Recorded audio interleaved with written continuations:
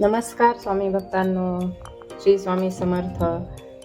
तर मी आजच्या व्हिडिओमध्ये नारळाला कोंब येणे हे शुभ आहे की अशुभ आहे हे सांगणार आहे आणि त्यानंतर त्या कोंब आलेल्या नारळाचे काय करावे हे पण मी तुम्हाला सांगणार आहे. त्यासाठी व्हिडिओ शेवटपर्यंत नक्की पहा.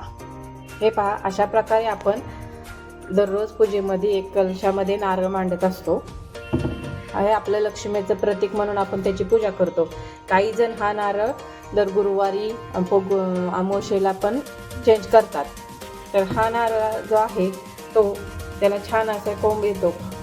काही जणांचे घरामध्ये नारळाला कोंब येतो. तर तो कोंब आलेला नारळाचं काय करावं ते मी सांगणार आहे. हे पहा, हा माझ्या देवघरातील नारळ आहे. 6 महिन्यानंतर ह्याला खूप छान असा कोंब आलेला आहे. तर हा कोंब 6 महिन्यानंतर आलेला आहे. त्याला छान अशा मुळ्या पण फुटलेल्या आहेत.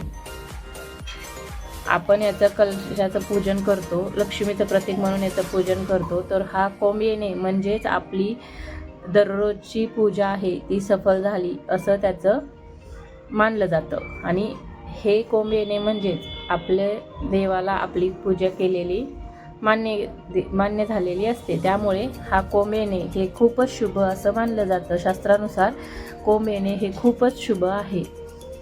त्यामुळं हा नारळ हा असाच ठेवायचा नाही आहे. तो नारळ, कोंब आलेला नारळ आपल्या गार्डनमध्ये किंवा आपल्या जो छोटा बगीचा असेल तर तिथे नेऊन त्याचं छान असं वृक्षारोपण करावं.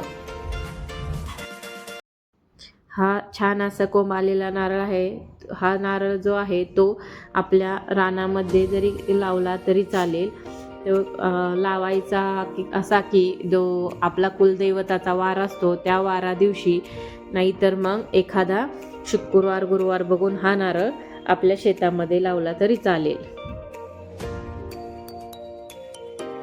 आपल्या कुलदेवतेच्या वारा दिवशी जरी हा नारळ लावला तर खूपच अतिशय असं शुभ मानलं जातं. त्यामुळे कुलदेवतेच्या वारा दिवशी तुम्ही नक्की हा नारळ आपल्या शेतामध्ये लावा आणि छान असं वृक्षारोपण होईल. वास्तुशास्त्रानुसार कोंब येणे हे अधिकच शुभ असं मानलं जातं. त्यामुळे नारळाला कोंब येणे म्हणजेच आपल्या घरात लक्ष्मी येण्याचं चिन्ह असतं. त्यामुळं आपली पूजा ही देवाला पूर्णपणे पोचलेली असते. त्यामुळे कोंब येणे हे खूपच शुभ मानलं जातं आणि हे आपल्या सर्व घरातल्यासाठी सुख समृद्धी शांती येते आणि आपल्या घरात सदैव लक्ष्मीचा वास राहतो. त्यामुळं कोंब येणे हे अधिक शुभ मानलं जातं.